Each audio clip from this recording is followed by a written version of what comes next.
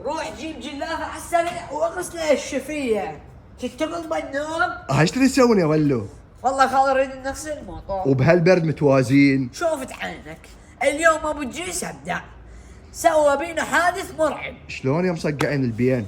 والله شلون؟ رحنا الصبح ضباب الدنيا مقافله، ما اشوف راحت ايدك. وانا رحنا للدوام، حمودي قام ينطي عليه قوانين، ابو الاس اشعل دبل اشاره، اشعل لايتن، هذا الضباب يعجب الرؤيه. قلت له حمود انت اذا تعرف بهاي القوانين تعال انت سوق. والله يا خالد ركب حمودي بالموتور، انا صعدت وراه وتلفلفت ونمت. ما ادري شنو الطبخه. والله حمود شو ما بشوالك شوي احس الموتور ما ادري منين وقع.